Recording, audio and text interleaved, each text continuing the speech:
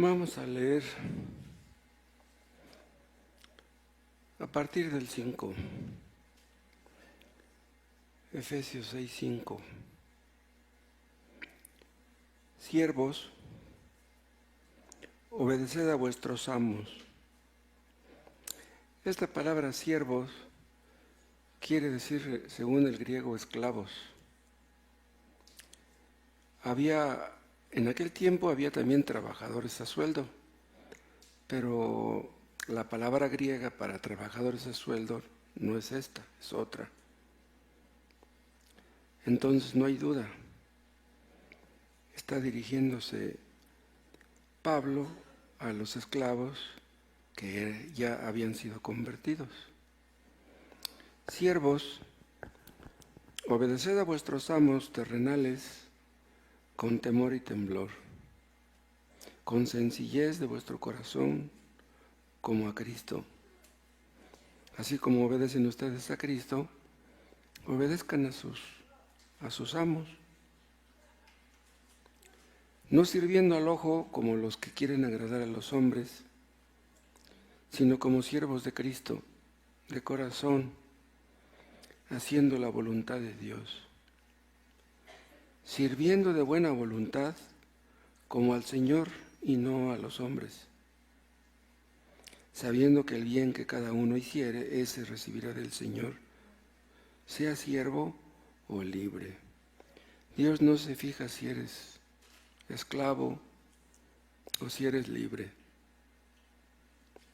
Y vosotros, amos, haced con ellos, con los esclavos, lo mismo,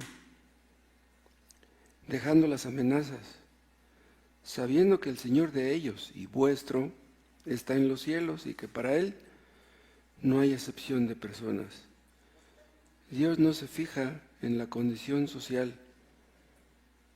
Dios ve el corazón, Dios ve si queremos obedecerle, si le obedecemos. Padre, gracias. Gracias porque podemos reunirnos. Padre, vamos a estudiar tu palabra, pero de nada sirve esto si no nos iluminas tú. Danos iluminación espiritual, entendimiento espiritual, para que saquemos provecho de este estudio, que sea de beneficio para todos nosotros, los que estamos aquí, los que están en casa, escuchando. Ayúdanos a todos. Sin tu ayuda nadie entiende, nadie aprende, nadie obedece. Oh Dios, todo lo bueno desciende de lo alto. En ti esperamos que nos ayudes. Por Cristo Jesús. Amén.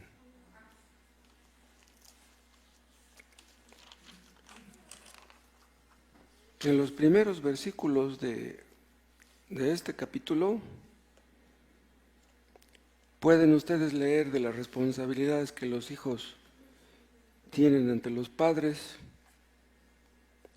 Y luego, en el versículo 4, habla de las responsabilidades de los padres ante los hijos.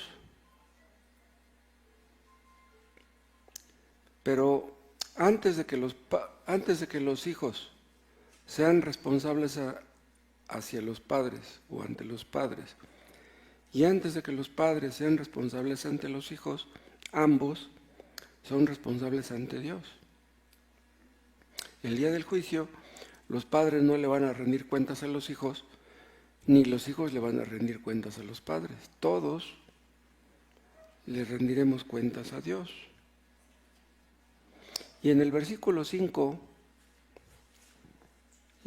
en adelante, habla de las responsabilidades de los esclavos ante los amos y de los amos ante los esclavos, porque había esclavos que eran creyentes y habían amos que también eran creyentes.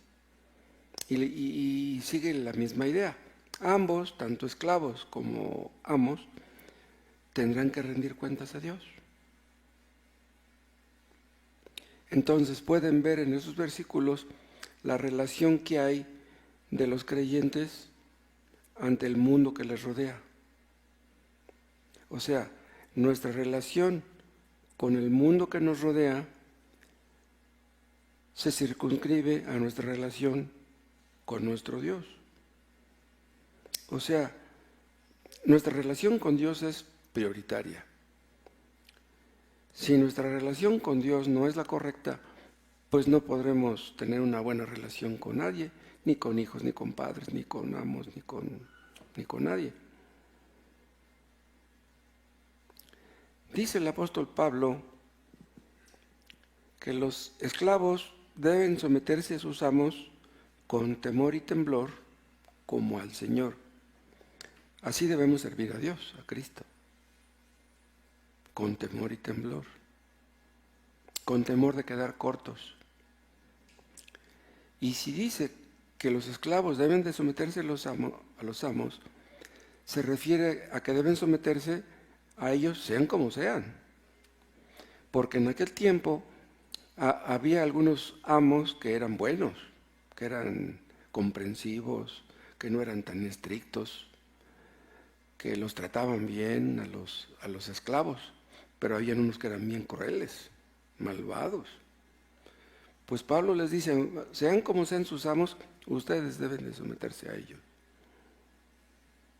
Es como dice Pedro, ¿no?, en su primera epístola, que las mujeres cristianas deben someterse a sus maridos, aunque sean inconversos, aunque sean difíciles.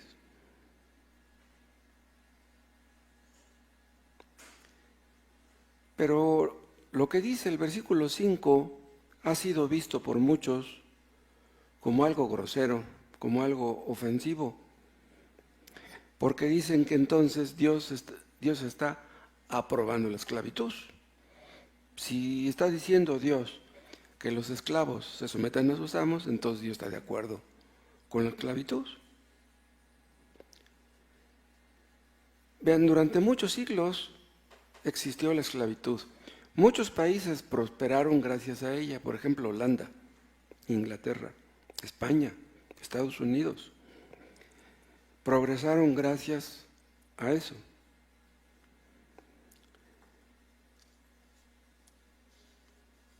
Y la Biblia, aunque la esclavitud podemos entender que es algo feo, como la Biblia no se opone a la esclavitud, entonces dicen algunos que Dios, la Biblia, apoya la esclavitud. Pero, ¿es cierto eso? Acuérdense que Dios ha llamado a los creyentes no a reformar al mundo, sino a predicar el Evangelio. No somos llamados a cambiar las condiciones sociales. No somos llamados a predicar sobre política. Cristo no lo hizo. Muchos pintan a Cristo como un guerrillero que estaba en contra de los opresores y a favor de los oprimidos. Eso es falso. Somos llamados a predicar el Evangelio, pero cuando el Evangelio influye en las personas pueden influir en un cambio en la sociedad. Los países cristianos, los países con raíces cristianas, es donde más abunda la justicia social. En Inglaterra, en Estados Unidos, en Suecia, incluso en Holanda, aunque hay cosas chuecas en Holanda. Hay personas que se preocupan mucho por las injusticias. En todos los países hay injusticias. Se preocupan por la corrupción, por los salarios bajos, porque dicen que hay países donde pagan salarios muy bajos. Entonces, somos llamados a predicar en contra del gobierno, en contra de los patrones, para que aumenten los salarios. Debemos predicar en contra del gobierno que permite que haya tantas injusticias. Predicaremos en contra del gobierno para presionarlo, para que haga que las cosas cambien. Bien, en México hay muchos problemas, de muchos tipos. Pero déjenme decirles una cosa, a Dios no le preocupan los problemas de los que no reconocen cuál es su verdadero problema. O sea, en México hay mucha pobreza. Aquí en la Ciudad de México tal vez no haya tanta pobreza extrema, pero hay estados en donde hay muchísima, sobre todo rumbo al sureste. El principal problema de Tabasco, de Oaxaca, de Chiapas, de Yucatán, es la pobreza. El principal problema de esos estados es el pecado. Y mientras ellos no reconozcan eso, Dios no va a intervenir. Hay países, como por ejemplo Bangladesh, donde está la gente así, bien pobre, amontonada. El otro día decía Gerardo que alguien vino a investigar aquí a Nesa que cómo estábamos amontonados, 1,700 habitantes por kilómetro cuadrado, así de 17,000, 17,000 por kilómetro cuadrado. ¿Saben ustedes cuántos hay en Bangladesh? 200,000 por kilómetro cuadrado. ¡Wow! O sea que en realidad aquí estamos aquí bien tranquilitos, ¿no, hombre? El problema de esos países es la pobreza. Esos países como Bangladesh, como Haití, algunas regiones de la India y de África, son países superidólatras. Ese es su problema, su pecado, su idolatría.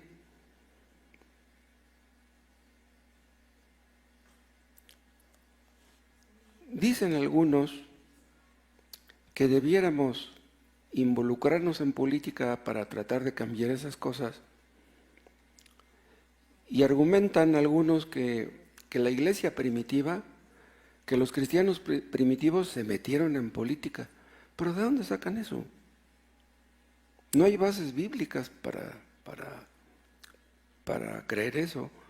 Incluso los padres de la iglesia, los primeros padres, los que vivieron en los primeros siglos del cristianismo, nunca mencionan eso, que los cristianos hayan sido conflictivos, que se hayan puesto en contra de las autoridades, que hayan organizado marchas, plantones, huelgas, sindicatos o cosas por el estilo. Los cristianos primitivos nunca hicieron algo de eso. Aquí Pablo les está hablando tanto a los esclavos como a los patrones, y les está hablando de su problema. Ambos tienen el mismo problema. ¿Cuál es? Su pecado. El apóstol Pablo no se pone aquí en esto que estamos leyendo ni a favor de los esclavos ni a favor de los amos. A los dos les dice que deben hacer la voluntad de Dios. Muchos cristianos primitivos murieron, pero no por meterse en política, sino por la verdad, por creer en la verdad, por defender la verdad. Los cristianos primitivos no atacaron al Imperio Romano. Ellos se negaron a reconocer a César como Señor. Y eso fue un problema para ellos, pero al negarse a reconocer a Cristo como Señor, no es porque ellos se metieran en política. Ellos prefirieron morir antes que someterse a los hombres. Es lo que pasó con Daniel en Babilonia. Daniel en Babilonia fue lanzado al foso de los leones porque no se quiso someter a la maquinaria del Estado. O sea, podríamos decir en un sentido que Daniel fue lanzado al foso de los leones por negarse a participar en la unión iglesia-estado o la religión con el Estado. ¿Se acuerdan que Daniel abría las ventanas para que la gente viera que él estaba orando? Como si presumiera. No, él no estaba presumiendo. Lo que pasa es que habían prohibido que la gente orara a alguien que no fuera su rey. Y entonces dice, no, no, yo oro a Jehová. ¿Yo qué voy a andar orando a otros? ¿Reconociendo a otros? No. Pero lo que hizo Daniel no fue una rebeldía en contra de la autoridad.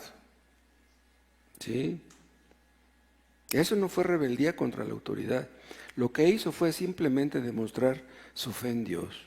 Si me matan por ser fiel a mi Dios, que me maten. La resistencia de Daniel y la resistencia de algunos cristianos primitivos que llegaron a morir fue pasiva si ellos no organizaban marchas en contra del gobierno. Ellos no se oponían al gobierno. Aquí en México hace muchos años, un funcionario llegó a decir, fíjese lo que dijo ese hombre, que la única religión problemática en México había sido la católica y que todas las demás religiones eran tranquilas. Eso es lo que dijo. ¿Quién sabe si seguirán pensando lo mismo? ¿Quién sabe si considerarán lo mismo que hace muchos años? En la Segunda Guerra Mundial, muchos predicadores luteranos fueron encarcelados. ¿Saben ustedes por qué? Por usar el púlpito para hablar en contra del gobierno. ¿Pero hicieron bien? ¿Tenían que hacer eso? Ahorita, por ejemplo, en Venezuela, la situación política es muy tensa, es muy difícil. Los predicadores del Evangelio en Venezuela deben hablar en contra de Maduro. ¿Deben hacer eso? Esos predicadores luteranos que fueron encarcelados en Alemania por hablar mal de Hitler, fueron vistos como héroes por muchos. Pero ¿a Dios le gustó eso? Vamos a suponer que México invadiera Guatemala. Si México invade Guatemala, ¿cuál sería nuestra obligación como predicadores? ¿Hablar en contra del gobierno porque invadió Guatemala?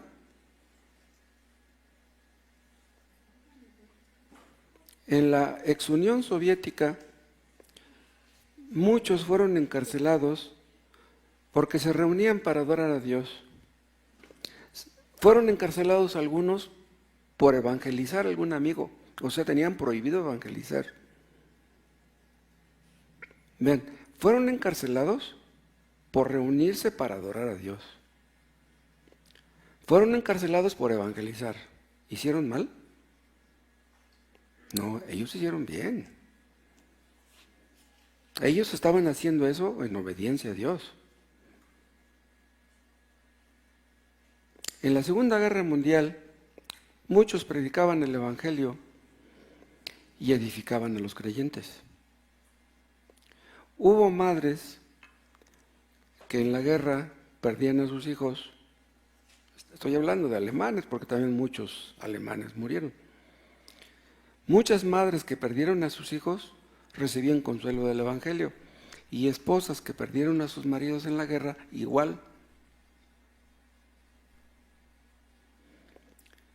Ahorita las persecuciones en contra de los cristianos no son tan duras como en la iglesia primitiva, pero hay cristianos en muchos países que se las ven bien duras, en China, en Rusia,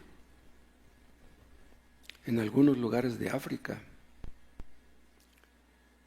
Pues que Dios les ayude, ¿no?, a esos pobres hermanos que se las están viendo tan duras.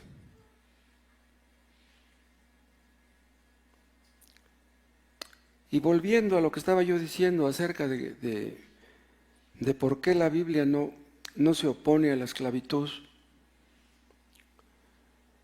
¿por qué tardó la iglesia de Cristo tantos años en involucrarse en esto? Porque se involucró, tanto en Inglaterra como en Estados Unidos.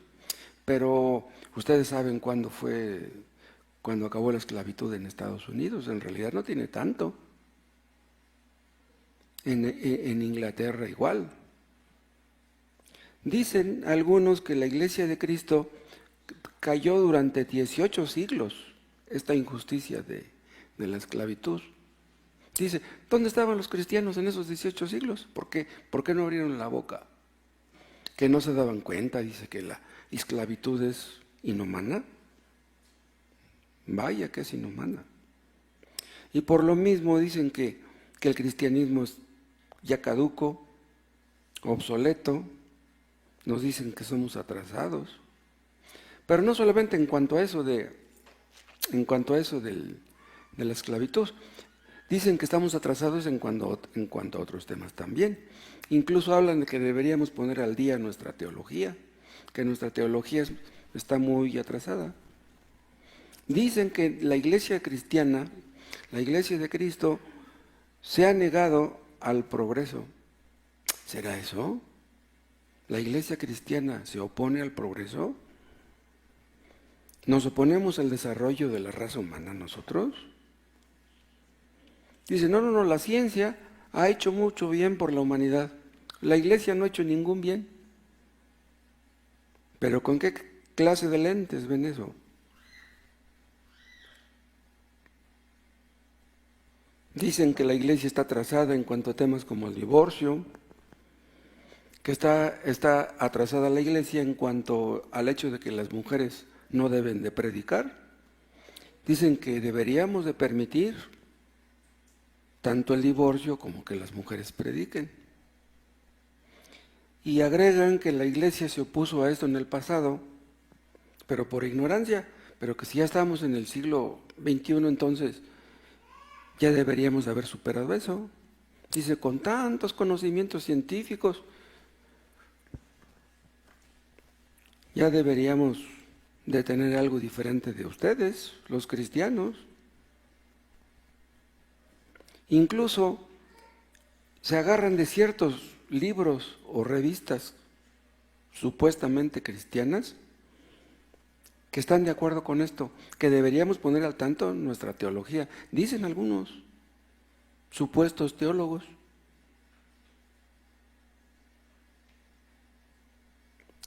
Todos estos que les menciono, ¿saben qué hacen? Están atacando la autoridad de las Escrituras. Nosotros creemos en la autoridad de las Escrituras. Pero estas personas cambian la autoridad de las Escrituras por una nueva autoridad, el conocimiento moderno. Ellos no se someten a las Escrituras. Entonces dan a entender que en el pasado todo estuvo equivocado y que el hombre moderno está en lo cierto. Pero de entrada eso es un error, eso no puede ser así. Porque si el hombre moderno está en lo cierto, dentro de 100 años ya va a estar equivocado, porque dentro de 100 años las cosas van a cambiar y las ideas que tienen hoy esas personas van a ser diferentes. Es lo que pasa con los filósofos. Los filósofos de antes son refutados por los filósofos de ahora. Y los de antes pues eran vistos como la gran cosa, pero ahora los filósofos modernos se burlan de los filósofos antiguos. Para ellos no existen los valores absolutos. Ellos creen en el relativismo. Si algo es verdad para ti, pero no quieres decirnos que eso es verdad absoluta. O sea, para ellos la verdad absoluta no existe. Por eso no creen en las Escrituras.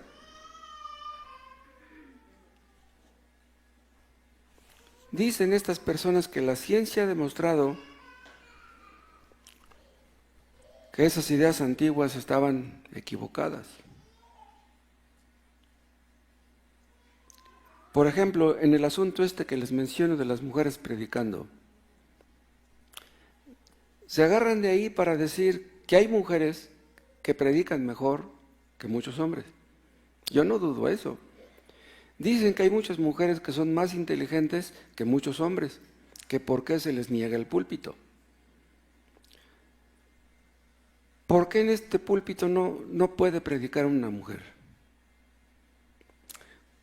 ¿Porque la mujer es menos inteligente que el hombre? la mujer es inferior al hombre, nosotros no creemos eso. Aquí no predican las mujeres porque la Biblia dice que no deben hacerlo, simplemente. Nosotros creemos que la verdad única, la única verdad verdadera, valga la expresión, la única regla de fe y conducta está aquí, en las Escrituras. Pero los hombres quieren acomodar la Biblia a la época, quieren acomodar la Biblia a los hombres, quieren poner la Biblia a su altura, en lugar de que fuera al revés. Se ponen a juzgar la Biblia en lugar de permitir que la Biblia los juzgue a ellos. Hay programas en Estados Unidos donde se analiza la Biblia y se le juzga. La Biblia no es un libro para que se le juzgue. La Biblia es un libro para obedecer. Si no quieres obedecer lo que está escrito, mejor ni leas. ¿Por qué este mundo está como está? Porque los hombres no reconocen a su Dios, no reconocen a las Escrituras como lo que son. El mundo está como está y los hombres están como están por lo mismo. Incluso si un creyente anda mal en algo,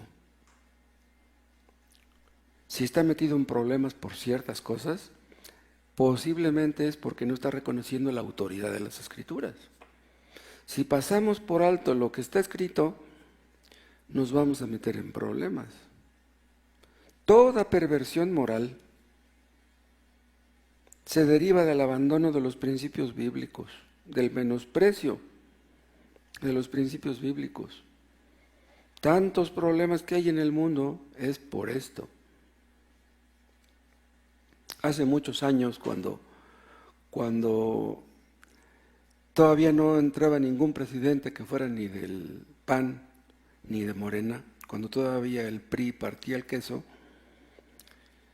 los partidos de oposición decían, vota por el cambio.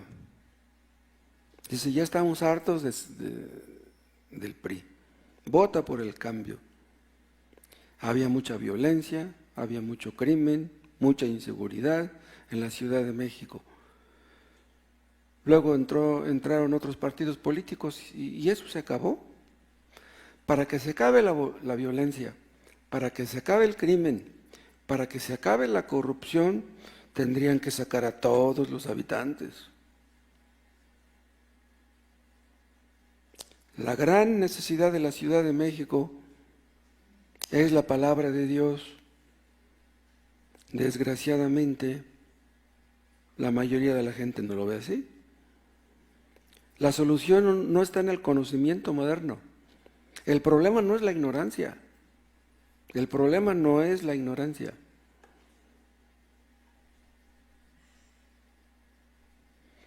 Dicen algunos que fueron creyentes los que rechazaron el concepto moderno del cosmos, que se equivocaron respecto de la astronomía. Dice, decían que la Tierra era plana. ¿Quién decía que la Tierra era plana? ¿Los cristianos? No. Quien decía que la Tierra era plana era Roma. Los teólogos romanistas. La Biblia no dice que la Tierra sea plana. ¿O dice eso la Biblia?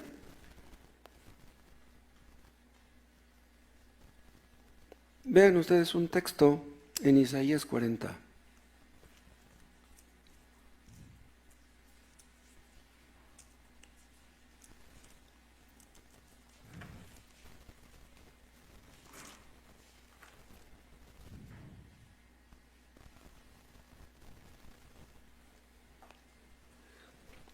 Isaías 40, 22, aquí habla de Dios y dice, Él está sentado sobre el círculo de la tierra.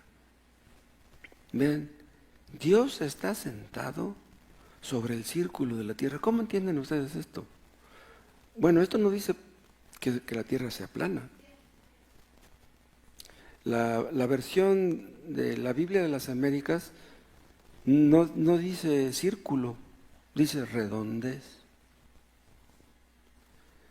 Él está sentado sobre la redondez de la tierra. Y hay otra versión que dice sobre el globo de la tierra.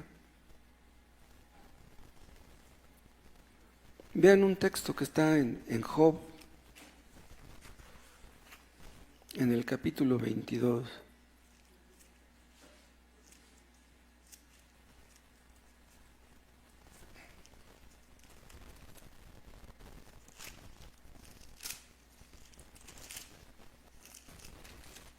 Job 22, 14.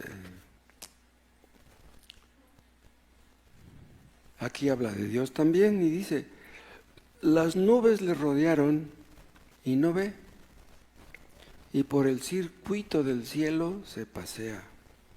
¿Por el circuito? Hay otra versión que dice por la bóveda del cielo se pasea. Muchos saben cómo veían la tierra hace siglos.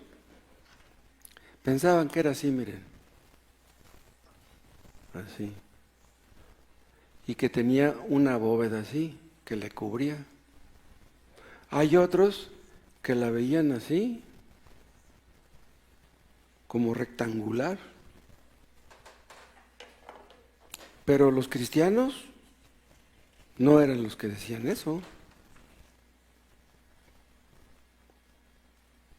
La Biblia no se equivoca, pero pues hay personas que están interesadas en que se equivoque. Quieren que diga lo que no dice. Bueno, pero lo que estoy diciendo no es una excusa para el atraso, entre comillas, del tema de la esclavitud. Porque veíamos que el principal interés de la Biblia es la relación del hombre con Dios. ¿Sí? Ese es el principal problema. Nuestra relación con Él. No es nuestra relación con la sociedad. Nuestra relación con la sociedad es secundaria. Nuestra relación con Dios es prioritaria. Acuérdense ustedes que el reino de Dios es comparado a la levadura, ¿se acuerdan? Es semejante a la levadura que un hombre puso en una medida de harina, ¿se acuerdan? ¿Qué es lo que hace la levadura? Fermenta. Es un cuerpo que actúa en otro cuerpo, ¿sí? Lo modifica. O sea, la levadura modifica al otro cuerpo. El reino de Dios es así. O sea, el reino de Dios está aquí y lo ha ido modificando. En otras palabras, este mundo no es como hubiera sido si Cristo no hubiera venido, pero los científicos no pueden verlo. Nosotros vemos la mano de Dios en las cosas que acontecen, pero los inconversos no pueden. El reino de Dios es también comparado a la semilla que se siembra en la tierra. Una semilla de mostaza, ¿se acuerdan? Una semilla de mostaza es una semilla pequeñita, pero crece y se hace un árbol gigantesco. Pero la semilla que cae en la tierra, pues no sale luego y se hace un árbol gigantesco. No, pues para que empiece a salir y crezca, eso lleva mucho tiempo. En otras palabras, el reino de Dios es así. No es una cosa que pum, así ya va a producir un cambio, sino que lleva tiempo. El reino de Dios que llega a ciertos lugares donde no existía, el evangelio que llega a países donde no existía, tal vez en un principio no se note un cambio.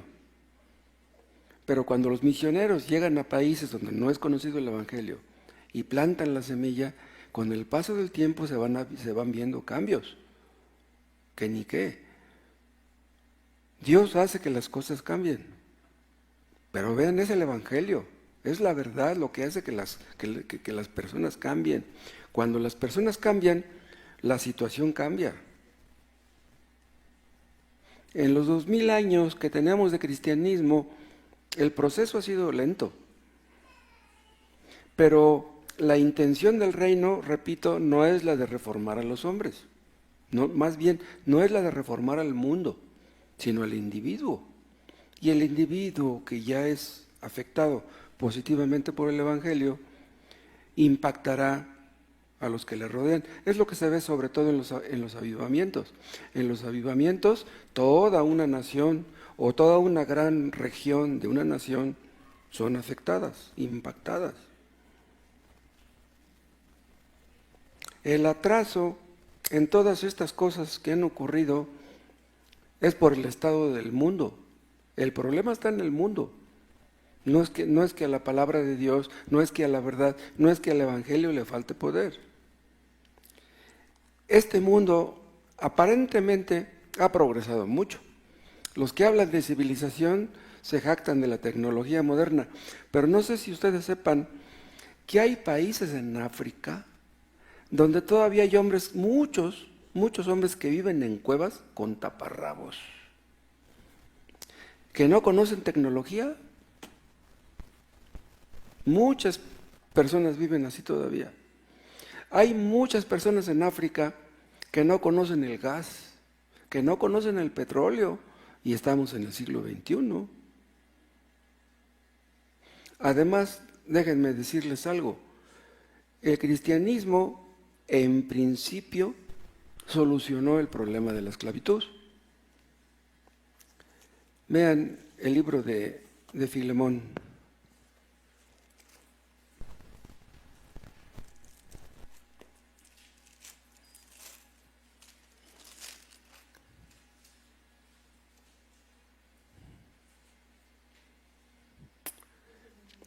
Filemón, capítulo 1, vean el versículo 10. Te ruego por mi hijo Onésimo, a quien engendré en mis prisiones. O sea, Onésimo era un hijo espiritual. Pero ahora a ti y a mí nos es útil, el cual vuelvo a enviarte. Tú pues recíbele como a mí mismo. Yo quisiera retenerle conmigo para que en lugar tuyo me sirviese en mis prisiones por el Evangelio, pero nada quise hacer sin tu consentimiento para que tu favor no fuese como de necesidad, sino voluntario, no que te sintieras obligado. Porque quizá para esto se apartó de ti por algún tiempo para que le recibieses para siempre. Pero vean cómo dice el 16, no ya como esclavo.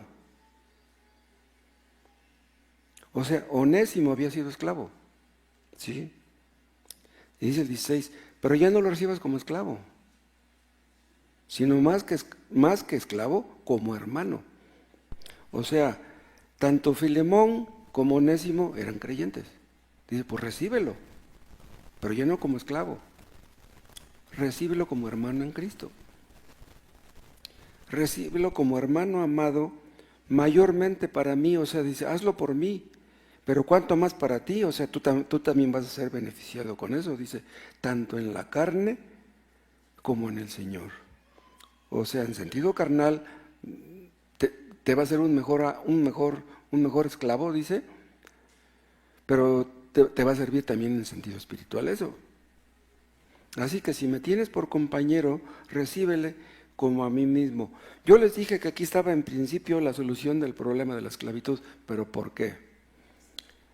Vean, Onésimo había sido un esclavo, pero al arrepentirse de sus pecados y creer en Cristo por el Evangelio que Pablo le predicó,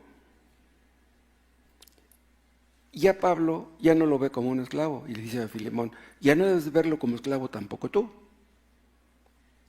O sea, si Cristo lo ha aceptado, si Cristo lo ha liberado, ¿lo vas tú a seguir esclavizando?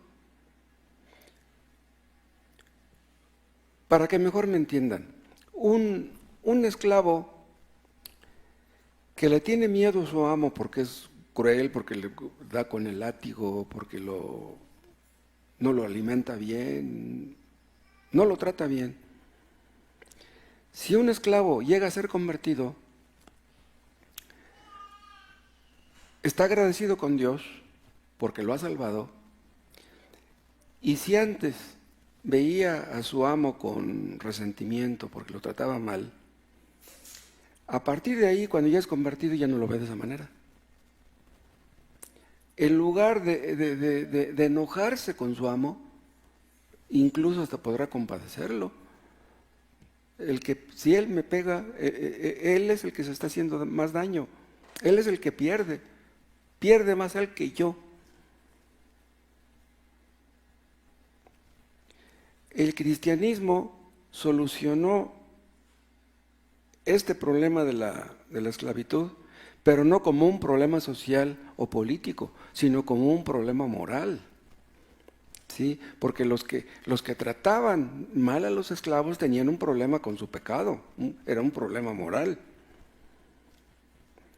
Pero si un esclavo se convierte, puede perdonar, incluso amar a su amo que lo trata mal. Y si un amo llega a ser convertido y antes trataba mal a su amo, que diga a su esclavo, ya no hará eso.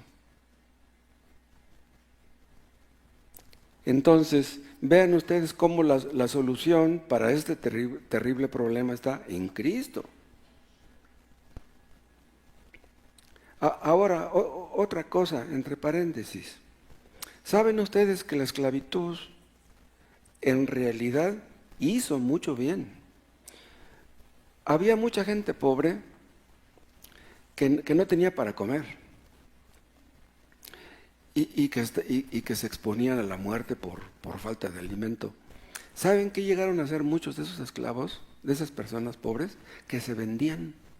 Ellos mismos se vendían como esclavos, porque sabían que si se vendían a un hombre rico, pues la comida no les iba a faltar. Dice, no me van a pagar sueldo, pero los frijoles no me van a faltar. Y efectivamente así sucedió. Y muchos países progresaron gracias a la esclavitud y muchos pobres tuvieron para comer gracias a la esclavitud. Entonces, si la iglesia se hubiera opuesto a la esclavitud, hubiera sido un caos social y un caos también para esas personas pobres que no tenían otro recurso. Ahora, por ejemplo, aquí en México y en Estados Unidos también, y no sé en cuántos países del mundo, la gente pobre recibe una ayuda del gobierno, pero en aquel tiempo no existían esos apoyos.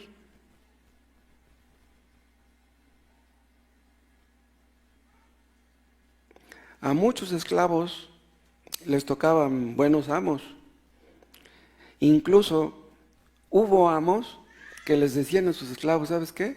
Te doy tu libertad. Si quieres irte, vete. Pero ellos estaban tan encariñados con sus amos, dicen, no me diga eso, yo estoy aquí muy contento. Ustedes conocen esa película de Ben-Hur, Simónides, el señor ese anciano, el que ya después queda inválido, ya no puede caminar. Él era el que le manejaba sus finanzas a Ben-Hur. Y él andaba en diferentes lugares con mercancías y luego regresaba y le hacía cuentas y decía, cada vez que vienes aquí, dice, me haces más rico, le dice Ben-Hur a su esclavo. Y la muchacha, ¿cómo se llama? La novia de la película de Ben-Hur, ¿cómo se llama? Esther. Le dice Ben-Hur que le va a dar regalo de bodas, porque ella se iba a casar con otro antes, le va a dar de regalo de bodas su libertad. Dice, yo nunca me he sentido esclava. Dice, yo nunca me he sentido esclava aquí contigo. Simónides tampoco se consideraba o se veía como un esclavo. Entonces, si el cristianismo se hubiera opuesto abiertamente a la esclavitud, eso hubiera sido un problema para la sociedad, para la humanidad, para la gente y para el cristianismo también. Porque Dios no quiso que eso se hiciera.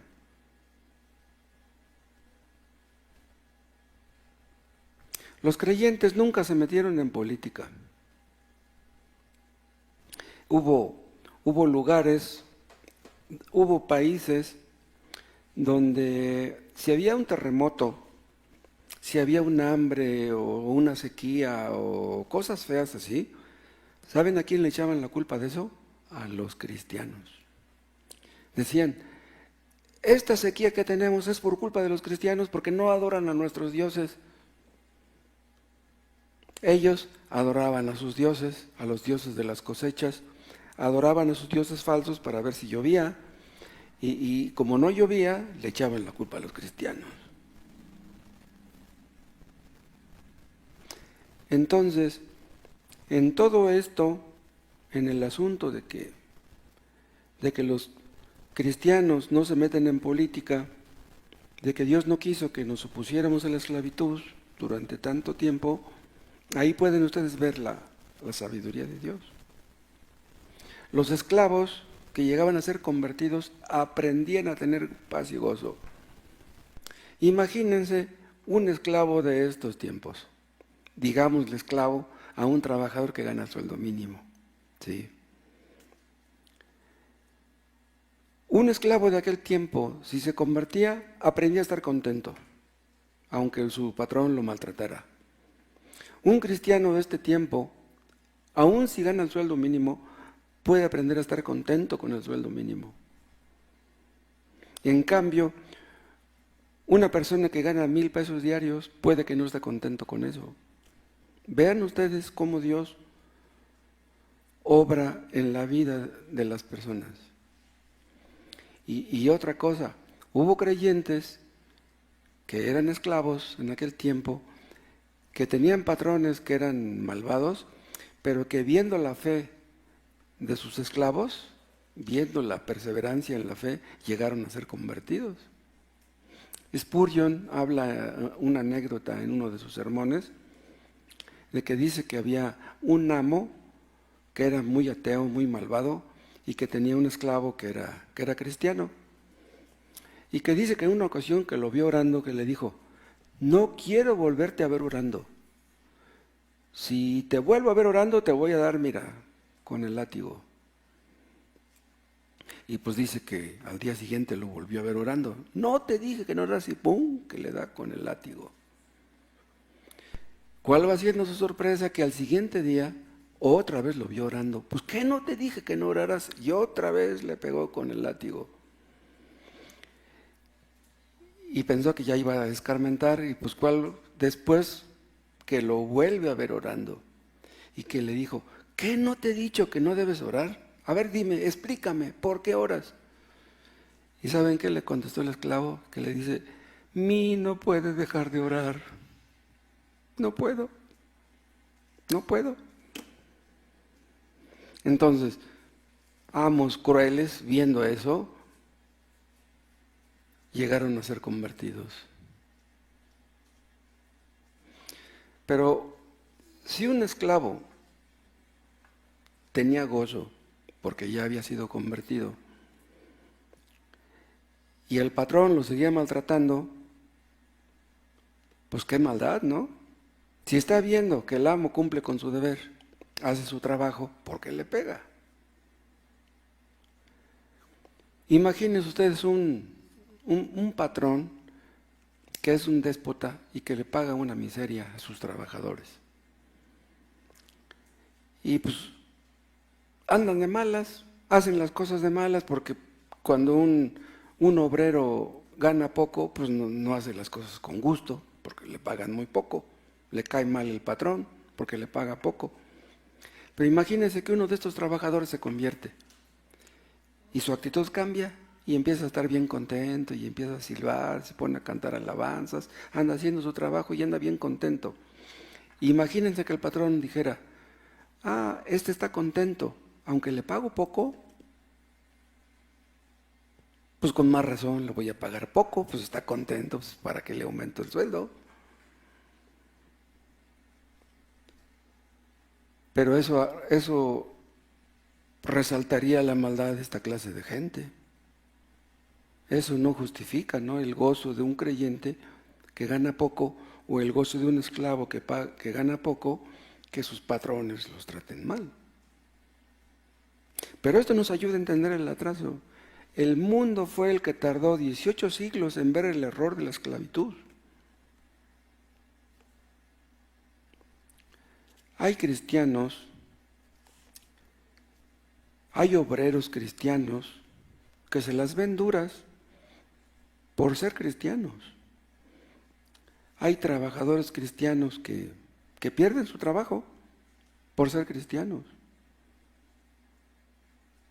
Pero ni modo de ocultar nuestra identidad si trabajamos en una empresa. ¿Quién sabe qué vaya a ser de México más adelante? Hay mucha gente que se queja, siguen habiendo muchas marchas y cada rato andan cerrando ahí Reforma, Insurgentes, el Eje Central, gente que se opone al gobierno, que ganan muy poco. Otra cosa relacionada con todo lo anterior. Los magistrados y los jueces, acuérdense, son puestos por Dios. ¿Para qué? Para refrenar el mal. Los magistrados y los gobernantes debieran establecer un Estado de Derecho, castigar a los malos. Ahora, Omar García Harfuch está atacando los cárteles como nunca antes. Yo supongo que por las demandas, las exigencias del gobierno de Estados Unidos.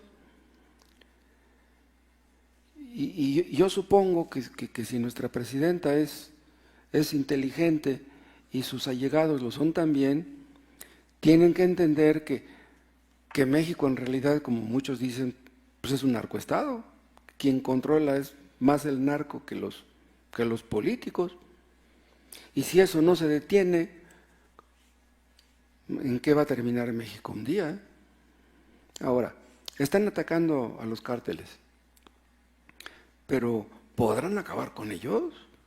Pues sí, ya agarraron al Mencho, ya agarraron al Fresa, ya agarraron al H, ya agarraron al 440, pues qué bueno que los hayan agarrado, pero ¿acabarán con el narco? Ahorita yo creo que hay muchos que tienen miedo por lo que está haciendo aquí el gobierno.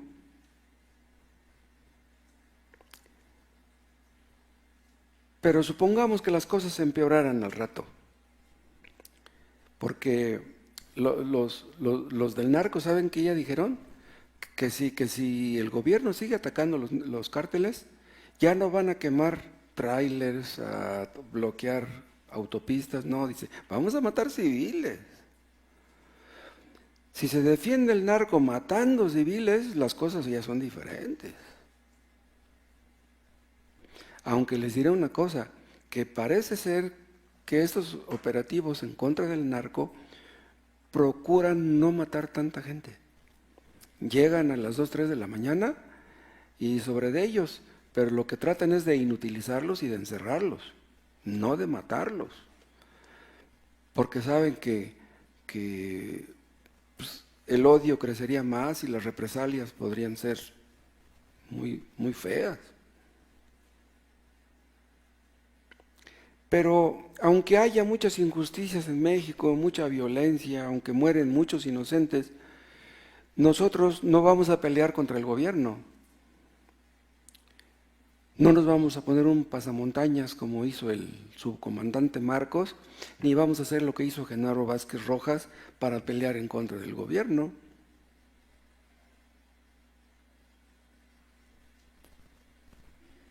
Hace muchos años yo conocí un hombre, ya de una edad muy avanzada, que dice que cuando él era niño estaba en una hacienda en Guanajuato y dice que se celebraba el cumpleaños del hacendado, del dueño de la hacienda. No, pues fue el sacerdote y fue el presidente municipal y fueron muchos de ahí del pueblo a la fiesta. Y dice que empezaron ahí a brindar todos.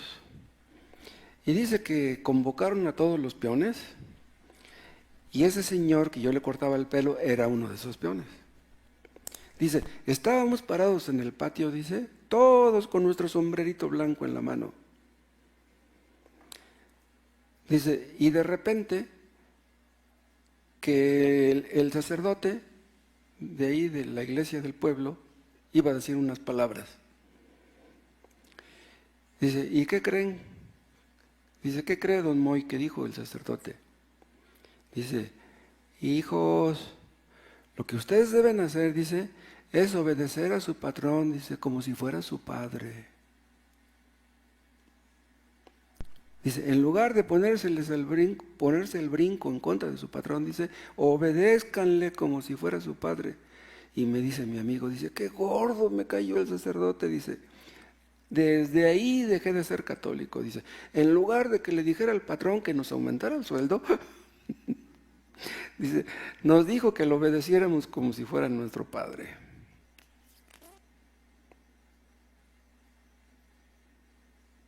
¿Cómo ven ustedes? ¿Le diremos eso a los trabajadores? ¿Que obedezcan a sus patrones como si fueran su padre?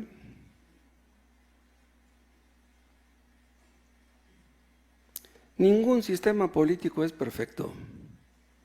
Ningún partido político es perfecto. Ni la monarquía, ni la democracia, ni el neoliberalismo, ni el socialismo. Tal vez todas estas cosas tengan algo de bueno en algún punto, pero ninguno es perfecto.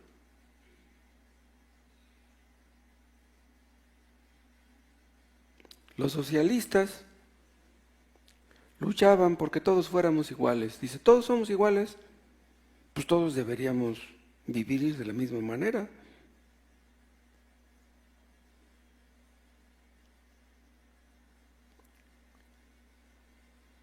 Pero, ¿es así realmente?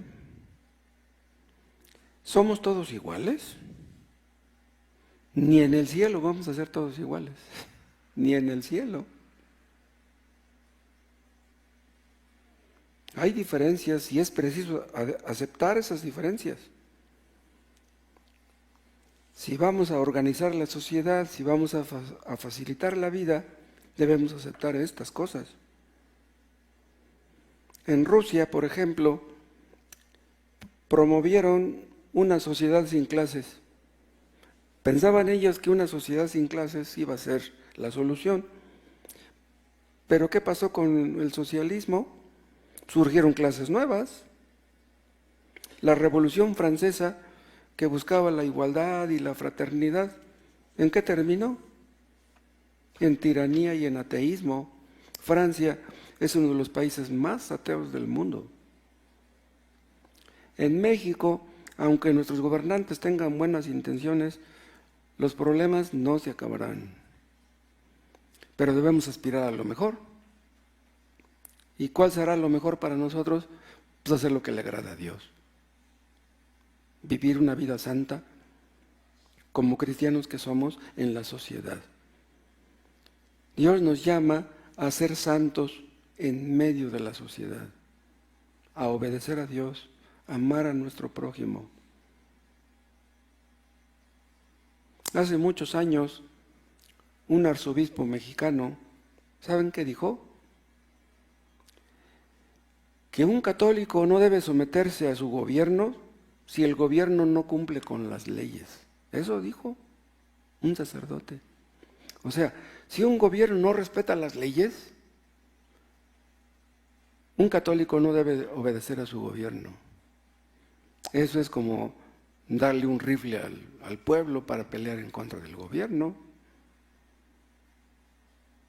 Hace poquito, ¿qué creen que dijo Ricardo Salinas Pliego? Se agarró de Santo Tomás de Aquino, de un santo,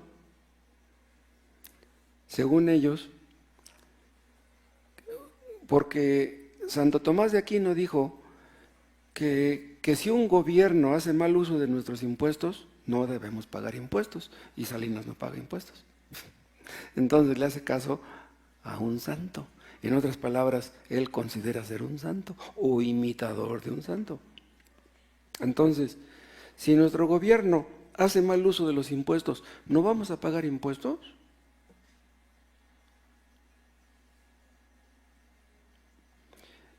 Un cristiano puede oponerse al gobierno, pero vean, no colectivamente. Un pastor no puede incitar a la gente a que se rebele. Por ejemplo, En Estados Unidos hay marchas en contra del aborto. Pero quien va a esas marchas se supone que es un voluntario. Imagínense que un pastor les dijera a todos los miembros de la iglesia, vamos a ir a marchar en contra del aborto. Y el que no vaya, lo cortamos de la membresía de la iglesia. No puede ser. Eso debería ser algo voluntario.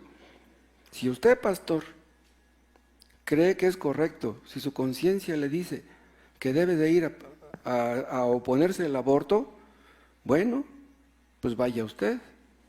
Pero ¿nos quiere usted obligar a que vayamos nosotros? En todo caso, debería de convencerlos bíblicamente o amorosamente para que fueran con él a marchar en contra del aborto.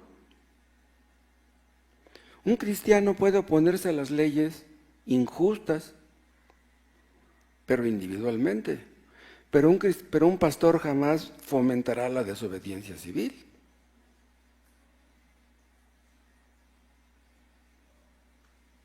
Vean en Hechos, en el capítulo 23.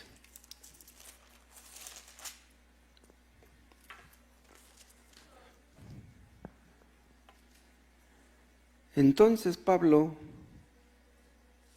23:1, entonces Pablo, mirando fijamente al concilio, dijo, varones hermanos, yo con toda buena conciencia he vivido delante de Dios hasta el día de hoy. El sumo sacerdote Ananías ordenó entonces a los que estaban junto a él que le golpeasen en la boca. Entonces Pablo le dijo, Dios te golpeará a ti, pared blanqueada. ¿Estás tú sentado para juzgarme conforme a la ley y quebrantando la ley me mandas golpear? Los que estaban presentes dijeron, ¿al sumo sacerdote de Dios injurias? Pablo dijo, no sabía, hermanos, que era el sumo sacerdote. Bien, no sabía. O sea, está dando a entender que si yo hubiera sabido que él era el sumo sacerdote, no hubiera yo contestado así. O sea, Pablo actuó conforme a su conciencia. Hay cosas que la Biblia no dice que en las cuales deberíamos reaccionar conforme a conciencia.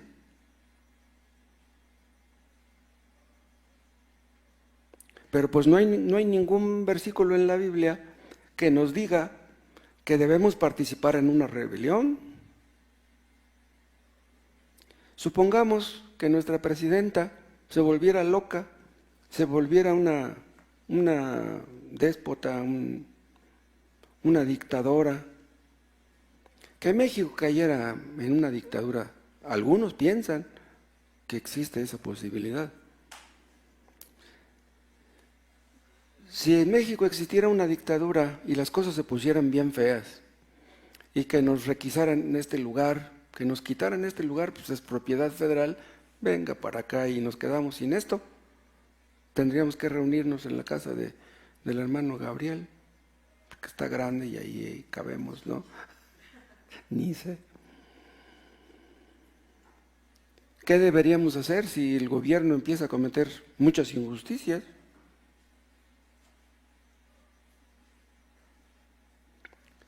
Si todo el mundo sufre por una tiranía, por una dictadura, si todo el mundo clama por justicia, si todo el mundo se opone a la dictadura, pues podríamos decir que no podríamos mantenernos al margen, que tendríamos que hacer algo, pero ¿qué vamos a hacer? ¿Cómo lo hagamos? Sería muy importante. En la Segunda Guerra Mundial ya existían los testigos de Jehová, ¿sí? Obviamente. Y en Alemania siempre ha habido muchos testigos de Jehová. Pues, ¿qué creen? Que muchas mujeres de los testigos de Jehová se negaron a lavar la ropa de los soldados nazis. Se negaron. Y fueron vistas como heroínas. Pero ¿hicieron bien? ¿Hicieron bien al no lavar esa ropa? Como cristianos debemos votar. Debemos pedir a Dios sabiduría para votar de la manera pues que creamos apropiada, ¿no? Aunque pudiéramos estar equivocados de todas maneras.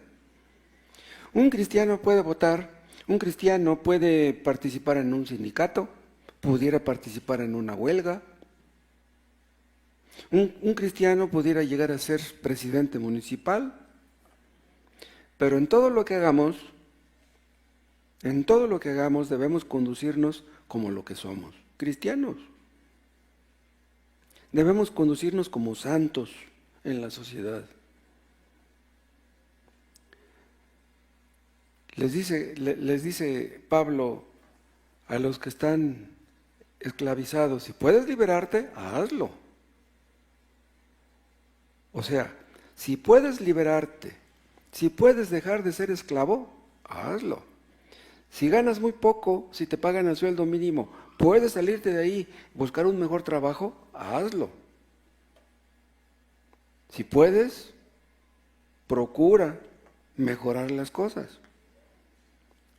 El asunto es cómo lo vamos a hacer. Porque el asunto es que los hombres nos observan,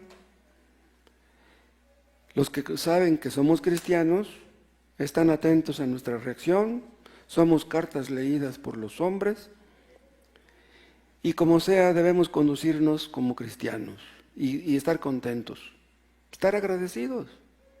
El problema principal del creyente ya se solucionó. ¿Podemos ayudar a nuestros semejantes? De alguna manera, que Dios nos ayude. Que Dios nos dé un corazón íntegro, que Dios nos dé un corazón sincero, que Dios nos ayude, hermanos, a que seamos mejores esposos, mejores esposas, mejores trabajadores, mejores ciudadanos, mejores empresarios, mejores trabajadores, más obedientes. Dios nos observa. Te damos gracias, Padre, por tu palabra. Ayúdanos a hacer lo que tú quieres que seamos, a que le demos buen testimonio a los que nos rodean. La gente nos observa y nos juzga por lo que ve en nosotros. Ayúdanos. Perdónanos, Padre, no hemos hecho en muchos casos lo que deberíamos hacer. Tú nos trajiste a este lugar. Oh Dios, haz que tus propósitos se cumplan en la vida de tu iglesia y en la vida de cada uno de nosotros individualmente. Capacítanos, Padre, para obedecerte en todas las cosas y que seamos un medio de bendición para todos los que nos rodean. Te los pedimos en el nombre de nuestro Señor Jesús. Amén.